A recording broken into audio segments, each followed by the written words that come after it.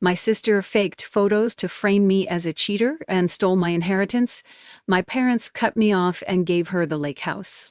But at the will reading, I plugged in USB, and what played on that screen blew the entire family apart and publicly destroyed her perfect life. I'm Clara, 32, a social worker scraping by in upstate New York.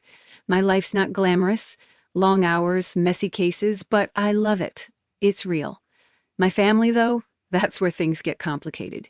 My older sister, Peyton, 35, is the star of the show. Me, I'm just there. Always have been. We're at the lakeside house for Dad's 70th birthday, a big cedar cabin on Seneca Lake, the kind of place that smells like pine and memories. It's been ours since I was a kid, where we'd fish, fight, laugh. Now it's tense. I'm setting up streamers, Mark, my fiancé hauling chairs, when I catch Peyton whispering to Mom in the kitchen.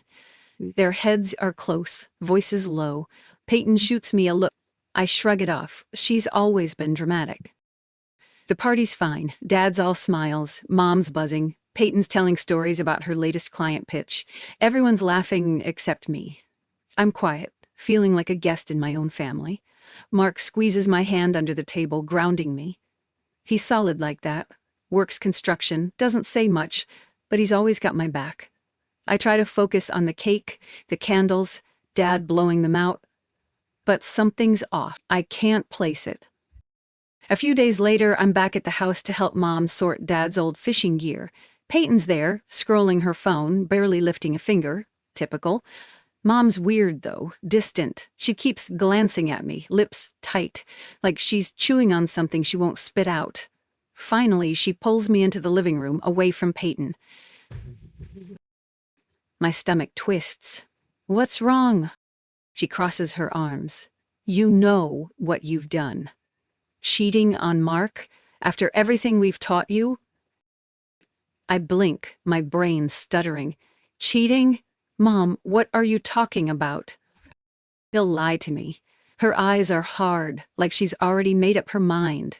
Peyton saw you with some man at a bar. She showed us pictures. I'm floored. My mouth opens, but nothing comes out. Peyton? Pictures? I don't even go to bars. I'm either at work or home with Mark, maybe grabbing takeout if we're feeling wild. Mom, that's insane. I'd never... Enough, she snaps. Peyton wouldn't make this up. She's worried about you, Clara. We all are. Worried? I glance at Peyton through the doorway. She's still on her phone, but there's a flicker, a smug little twist to her mouth. My chest tightens. This isn't worry, this is something else. I try to explain. I tell Mom I've been with Mark for 3 years, that I love him, that I'm not that person. But she's not listening. She's got this look, like I'm a stranger. You've disappointed us, she says. And it's like a punch. I'm shaking, fighting tears when Dad walks in. I turn to him, desperate. Dad, you believe me, right? He sighs, heavy, like I'm exhausting him. Clara, we raised you better. If Peyton says she saw it, that's enough for me. My heart cracks. Peyton says, that's it? No questions, no doubt, just her word over mine. I'm their daughter too. Don't I get a chance? But Dad's already turning away, back to his fishing rods. Like I'm not worth the argument. I stumble outside, air thick with summer heat. The lake glitters, mocking me with its calm. This house, it's not just wood and nails. It's every summer, every Christmas, every fight we patched up. It's ours. Mine too. But now, I'm losing it. Losing them. Mark picks me up, sees my face, and knows. I spill everything, words tripping over sobs. He listens, quiet, then says, Clara, we'll figure this out, okay? I nod, but I'm not sure I believe it. A week later, it gets worse. I'm at Mom and Dad's apartment in town, helping with groceries. Dad calls me into his study, all serious. No preamble, just, Clara, We've changed the will. The house goes to Peyton. She's proven herself. We can't trust you right now. I'm frozen. The will? The house? My voice breaks. Dad, I didn't do anything. You're cutting me out because of Peyton's story. He doesn't look at me. It's done. I'm screaming inside. Peyton's story, blurry photos I haven't even seen, and they believe her. Just like that. I think of her at the party, that whisper, that smirk. She planned this. My sister, the one who stole my Barbies, who got the bigger room, who always had to win. She's taken everything now. I leave, barely holding it together. In the car, I grip the wheel, staring at the dashboard. My phone buzzes. Peyton, texting about some stupid family brunch. I don't reply. I can't. All I see is her face, that flicker of triumph.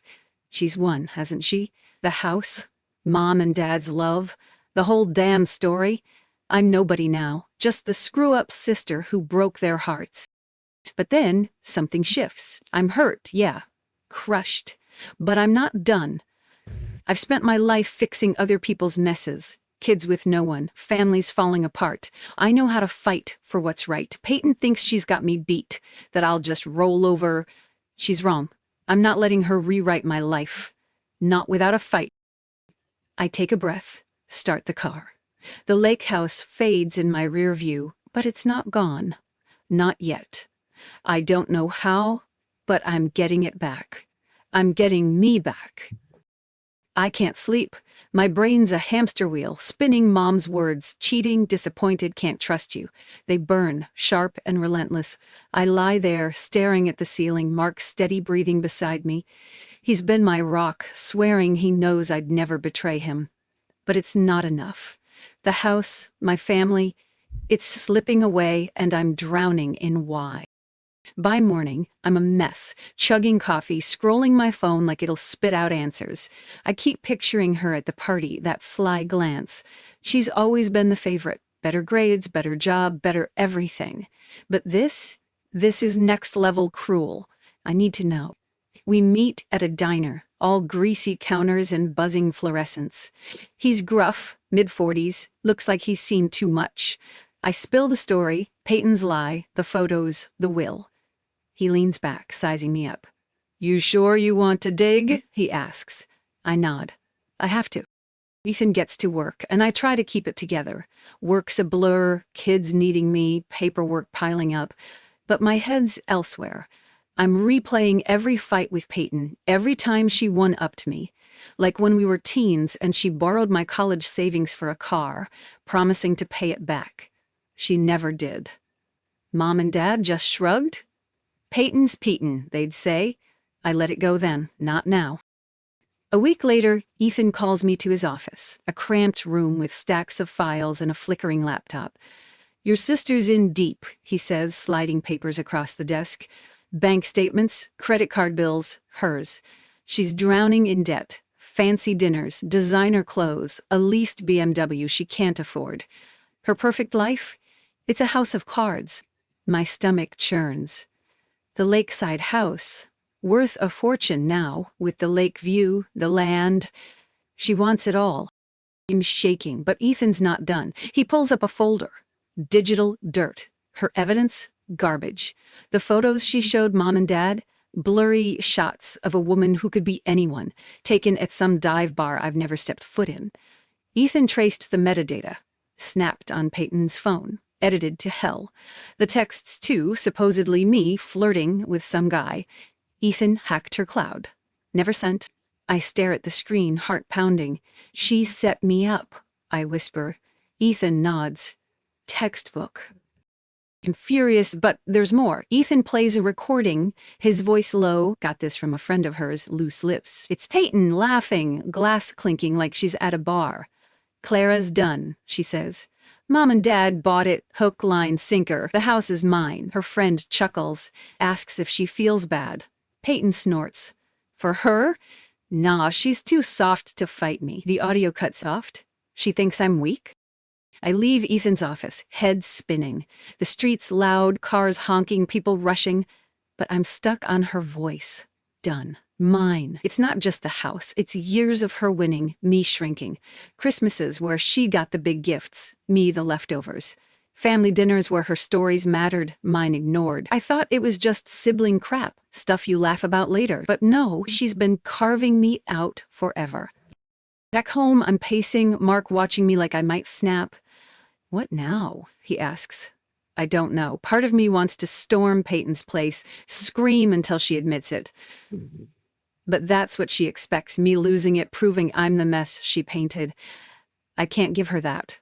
Ethan's words stick. Play it smart. So I dig deeper myself. I scroll her social media, all those glossy posts. Underneath, she's cracking, and nobody sees it but me. I call Ethan, voice steadier than I feel. "What else we got?" He's already on it, tracking a photographer she paid to stage that bar shot, pulling her bank records for proof. "Give me a few days," he says. "We'll bury her." I hang up, feeling something new. Not just anger, focus. Peyton thinks she's won, that I'll fade away like always. But I'm not that kid anymore, swallowing her scrap. At night, I'm back on the couch, laptop open. I pull up old photos. Me and Peyton at the lake, kids with gap-toothed grins. I loved her once, trusted her. How do we get here? Her laugh from the recording echoes in my head, cold and sharp. Too soft. My jaw tightens. She's wrong. I've fought for kids nobody wanted, families nobody believed in. I know how to stand up, and I will. Mark finds me, sits close. "You okay?" he asks. I shake my head, then nod. "I will be," I say. For the first time, I believe it. Peyton's built her throne on lies, but I'm coming for it. Not with screams or tears, with truth. Cold, hard, undeniable. She'll see. I'm unraveling that recording, her voice so smug, so sure she's crushed me, plays on a loop in my head. I'm furious, but it's more than that. It's grief, raw and heavy, like I've lost something I can't name. Mark keeps me steady, his quiet strength pulling me back when I start to spiral. But steady isn't enough. I need to do something. So, I drive to her apartment, heart hammering, no plan, just this burning need to look her in the eye. She opens the door, all casual, like nothing's wrong. Her place is a mess. Takeout boxes, unopened mail, nothing like her polished online life. "What's up?" she says, leaning against the frame, phone in hand. I'm shaking, words clawing up my throat. "Why'd you lie?" My voice cracks, louder than I mean. "The cheating story, the photos." "Why?" She blinks, then laughs. "You're obsessed," she says, rolling her eyes. "Paranoid much?" "I didn't do anything." Her tone's so light, like I'm the crazy one. I step closer, fists clenched. "I know about the texts, the bar, everything. Just tell me why." She crosses her arms, smirks. "You're jealous, always have been, get over it." That's it, but she's already shutting the door, muttering about me wasting her time. I'm in my car, gripping the wheel, tears burning. She's untouchable, isn't she? I'm slamming my fist on the dashboard, hating how small she makes me feel. Back home, Mark listens as I rant, pacing, words spilling like vomit. She's lying to my face, and they believe her. He grabs my shoulders, gentle but firm. But right now, I'm too raw. I just want my family back.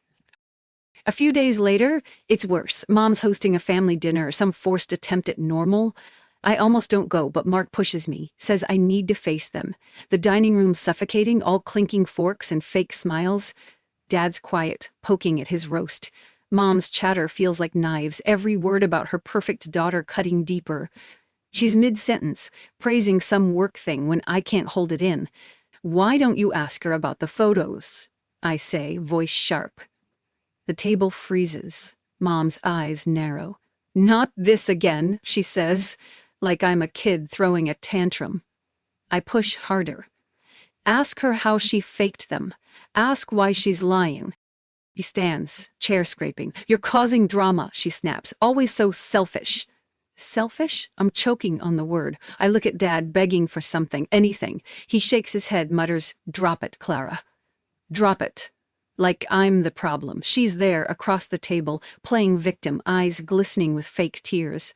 I just want us to be okay, she says, voice soft, perfect. Mom rushes to her, hugging her, while I'm sitting there, invisible. You're breaking Dad's heart, Mom hisses at me, and it's a slap. I'm breaking his heart? I stand, chair tipping, and walk out. Nobody stops me. Outside, I'm gulping cold air, world spinning. How'd it come to this? My own mom choosing her over me. My dad not even fighting for me. I'm screaming inside, every memory of us, lake summers, holiday fights, all of it, tainted now. Next day, Ethan calls. Got more, he says. Bank transfers. She paid a guy to edit those photos. We're close. Close to what? Justice? Revenge? I'm not sure what I want anymore. Part of me wants to burn it all down, part wants to run, but Ethan's voice cuts through. Will readings next week, he says. That's your shot. My shot. I'm terrified of facing them, of losing, of being the villain they've painted, but I'm angrier than I'm scared. She's banking on me folding, like always. Not this time. I'm at work, half present, kids' voices fading in and out. One girl, maybe 10, tells me about her stepmom hating her, nobody listening.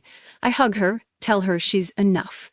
Driving home, I'm thinking, I'm that girl, always proving I'm enough. And I'm done. Done begging for scraps of love. Done letting her win. Mark's waiting, sees my face. What's the plan? He asks, still reading. That's when they'll see. Lying awake, her smirk burned into me. Mom's words, Dad's silence. They're heavy, but they're not the whole story. I've got Ethan, Mark, the truth. It's not much, but it's mine. And when that day comes, I won't be screaming or crying. I'll be ready. She thinks she's got this locked up, that I'm too weak to fight. Let her think it. I'm saving my strength. I'm wired, barely sleeping, the will readings days away, and I'm living on coffee and adrenaline. Ethan's my lifeline, feeding me updates like a general prepping for battle. We're in his office, papers everywhere, laptop glowing. He's got it all, her bank records showing payments to a shady photographer, the fake texts traced to her IP, even a barista who overheard her plotting the bar setup. It's airtight, he says. I'm nodding, but my stomach's a knot. This isn't just about winning, it's about facing them. Mom, Dad, her, and not breaking. Mark's my anchor, keeping me from spinning out. You've got this, he says, over late-night takeout. I want to believe him, but doubt creeps in. What if they still choose her? What if I'm not enough? Ethan's voice cuts through when I call him panicking. Stick to the plan, he says. No emotions, just facts. Facts. I cling to that. Her lies are crumbling, and I'm holding the sledgehammer. We prep like it's a heist. Ethan burns everything onto a USB screenshots, audio receipts. I practice what I'll say, pacing my apartment, words sharp and steady. Mark watches, half smiling. You're scary when you're focused, he says. Good. I need to be. I'm done being the soft one, the pushover. She thinks I'll crack under pressure. She's about to learn. Day comes, and I'm a live wire. The lawyer's office is sterile, white walls, mahogany table, air thick with tension. Mom's there, fussing with her purse. Dad's staring at his hands, silent. She's next to them, all poised, like she's already won. Relatives fill the room, cousins and aunt, murmuring, curious. I'm clutching the USB, heart slamming. Mark's outside, waiting, giving me space to do this alone. Ethan's words echo. Timing's everything. I breathe, slow, steady. The lawyer starts, voice dry, reading the will. Her name comes up, soul, air, the house, all of it.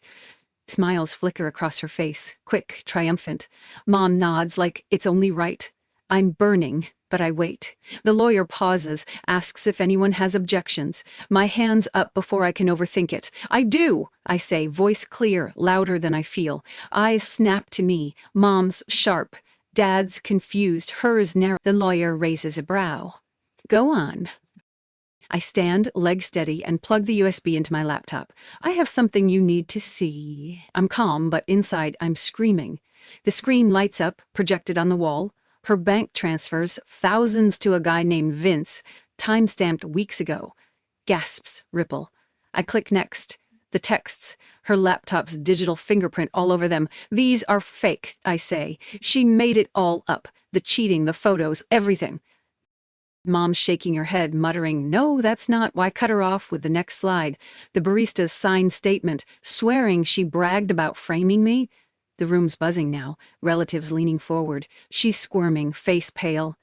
"This is ridiculous," she says, voice high, cracking. She's lying.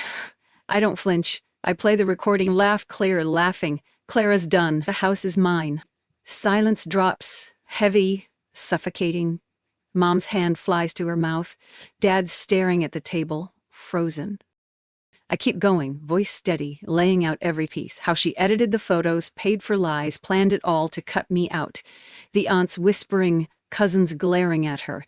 She's stammering, trying to spin it. "It's not what it looks like. I was protecting—" Protecting who? Nobody's buying it. The lawyer's frowning, flipping through papers like he's rethinking everything. I'm shaking inside, but I don't show it. This is my moment, and I'm owning it. She bolts up, chair scraping. "You're twisting everything," she yells, pointing at me. "You've always hated me."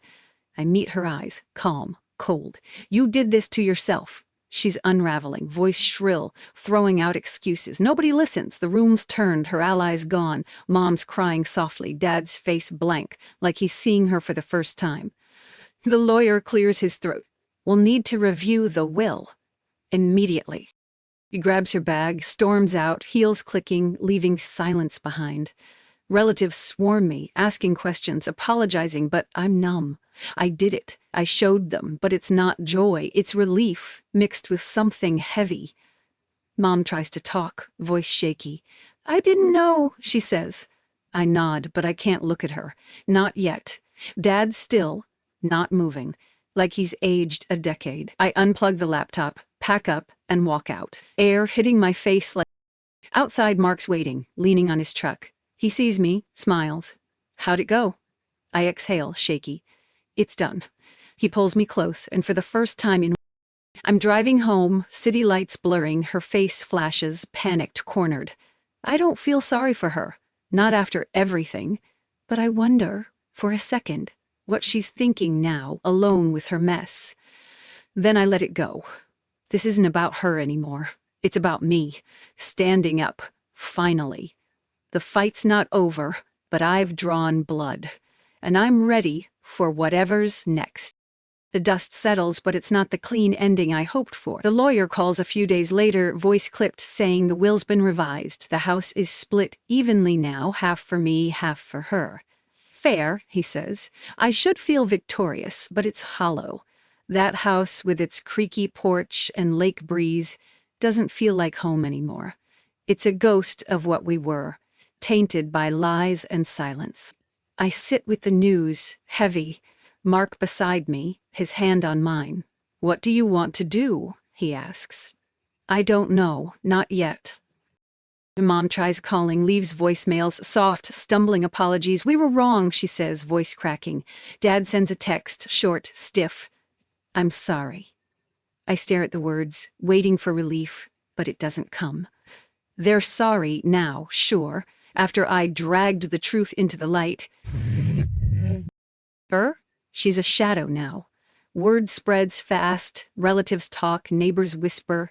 Her social media goes dark, no more glossy posts or smug captions. Ethan hears she's selling her car, dodging creditors. Her life's unraveling, and I'm not surprised. Lies like hers don't hold up forever. I'd done checking her weight. I decide to sell my share of the house. It's not easy. Every room's a memory, good and bad. Fishing with Dad, laughing with Mom, even fights with her that ended in grudging hugs. But those moments are gone, buried under betrayal. A realtor handles it, quick and clean. The money's good, enough to start fresh. But it's not about that. It's about letting go, choosing myself over a past that hurts. Mark backs me, says it's smart. New chapter, he calls it. I nod, hoping he's right. We move not far. Buffalo, close enough for work, far enough to breathe. Our apartment's small, nothing fancy, but it's ours. I'm back at my job, diving deeper into cases. Kids with broken homes, parents who don't see them. I get it now, more than ever. I'm tougher with the system, fiercer for those kids. It's not just work, it's purpose, something she never took from me. Mark's proud, says I'm glowing again. Maybe I am. Nights are quieter now. I'm not replaying her laugh or mom's accusations, but I think about her sometimes, unbidden. Not the her who lied, the kid she was, splashing in the lake, sharing secrets under blankets. We were close once, weren't we? I dig out an old photo from a box, creased and faded, two girls, grinning, sunburned cheeks. I trace her smile, wondering where it went wrong. Was it always there, that need to win? Or did I miss something, some chance to fix us? I don't have answers. Maybe I never will. I don't hate her. That surprises me. Hate's too heavy, too much like letting her stay in my head. I'm angry, sure, but it's softer now, less jagged. She's paying her price. Alone, exposed, her mask gone. I don't need to add to it. My revenge wasn't her ruin, it was my freedom. Standing up, speaking truth, that's what set me free. Not the house, not their apologies, me. Mom tries again, shows up at my office one day, eyes red. She wants to talk, to make it right. I listen, arms crossed, as she stumbles through regret. We should have believed you, she says. I nod, but it's distant. I needed you then, I say, voice steady. She flinches, and I see it. Her guilt, real, raw. I don't comfort her. I'm not ready. Dad's next, a letter, handwritten, full of things he never said. I read it, cry a little, but don't reply. Trust is a slow rebuild, and I'm not there yet. I'm walking home one evening, air crisp, city lights flickering. Mark's meeting me for dinner, our new routine. I pass a park, kids laughing, and it hits me. I'm okay. Not perfect, not healed, but okay. I'm not the girl who begged for scraps of love, not the one who lost herself in their story. I'm me, flaws and all, building something real. Later, I'm alone, unpacking the last box. That photo's there again, us, the lake, a moment before everything cracked. I don't toss it, don't frame it. I tuck it away, a piece of what was, not what is. I'm done looking back, chasing ghosts. My life's here. Mark's laugh, my kids at work, this city humming around me. It's enough. I stand at the window, watching snow dust the street. It's late, quiet, just me and my thoughts. I think about forgiveness, not for her, not for them, but for myself. For all the times I doubted I was enough. I'm learning to let that go, to carry less. The lake's far away now, but I don't need it. I've got my own shore, my own calm. If this hit close to home, hit subscribe, drop a comment, and let's talk. I'm here, and I listen.